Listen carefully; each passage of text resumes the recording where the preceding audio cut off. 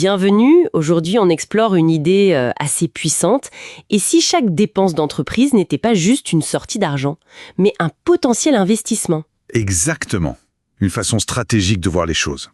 Pour rendre ça concret, on va suivre l'histoire d'une entrepreneure à Dakar. Elle est dans l'événementiel, on a ses notes, son parcours. L'idée, c'est d'en tirer des leçons pratiques. C'est une approche très pertinente, surtout pour les PME, dans des marchés vifs comme au Sénégal. Il ne s'agit pas juste de couper les coûts, hein. Non, c'est plus fin que ça. C'est ça. C'est réorienter l'argent intelligemment pour la croissance, la solidité de la boîte, quoi. Alors allons-y, décortiquons un peu. Premier point clé pour elle, identifier ce qu'on pourrait appeler les dépenses dormantes. Ah oui, les fameuses dépenses oubliées, c'est ça. Concrètement, elle s'est aperçue qu'elle payait tous les mois pour des logiciels en ligne, des SaaS, qu'elle n'utilisait quasiment plus. Un outil de gestion de projet qui datait de la période Covid, un CRM aussi, un logiciel client assez cher en fait. Et sous-exploité, j'imagine. Totalement. Du coup, elle a fait un audit. Sur genre d'audit, c'est fondamental. Vraiment. Ces frais récurrents, on les oublie vite. Oui, ça s'accumule sans qu'on s'en rende compte. Exactement. Et souvent, c'est assez simple à couper. Ça donne un gain financier rapide. Mais bon, ça demande de la discipline. Il faut s'y mettre, quoi. Et il faut remettre en question régulièrement toutes les sorties d'argent.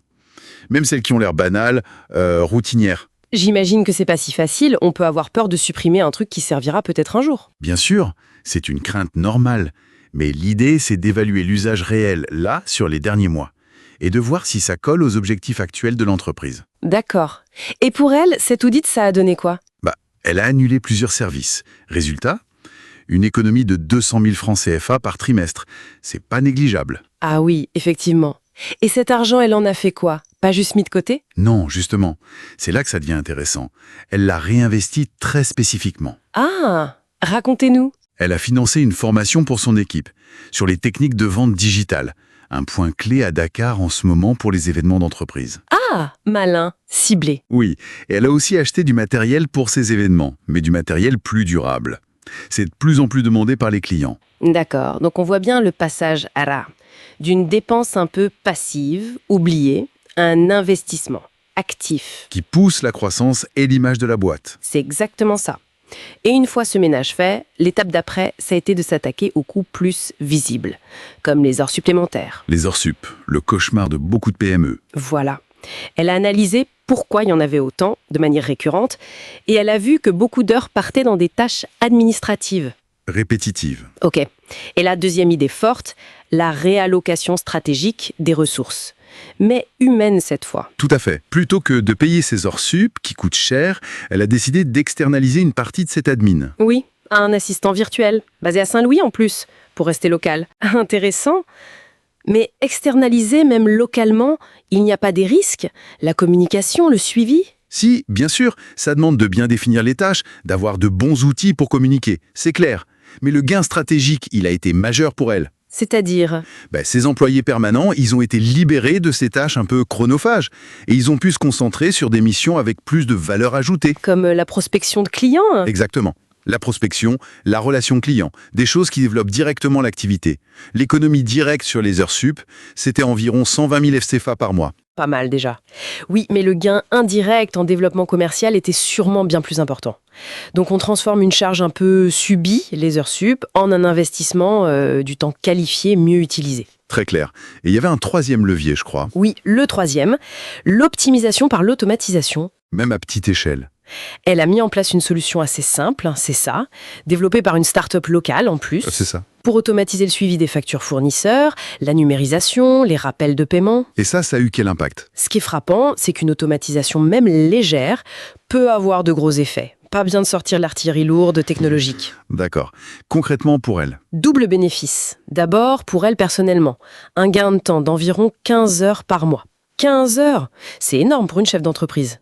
Ah oui, du temps qu'elle a pu réinvestir dans la stratégie, le développement. Et le deuxième effet? Une meilleure gestion des paiements fournisseurs. Les retards ont été réduits de 30%. Ça améliore la trésorerie et aussi les relations avec les fournisseurs, ce qui n'est pas rien. Effectivement, donc choisir le bon outil, même simple, même local, ça peut libérer du temps et fluidifier l'argent. C'est tout à fait ça.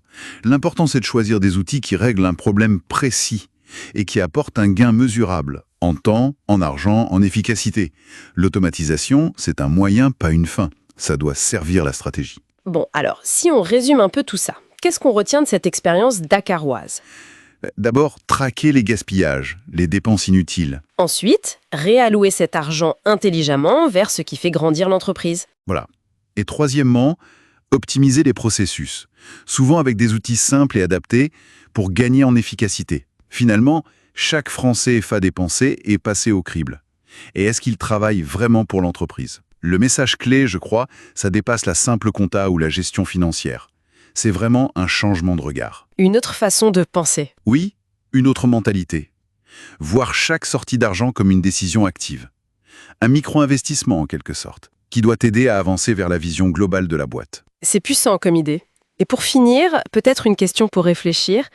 Si on pousse cette logique plus loin que l'argent, quelles sont nos autres ressources? Le temps, l'attention, l'énergie de l'équipe. Est-ce qu'on les dépense parfois sans y penser? Et est-ce qu'on pourrait les réorienter vers des actions plus stratégiques, plus porteuses pour notre activité? Ah, excellente question pour terminer. Ça ouvre une perspective encore plus large sur l'optimisation de nos ressources. Vraiment une piste de réflexion intéressante.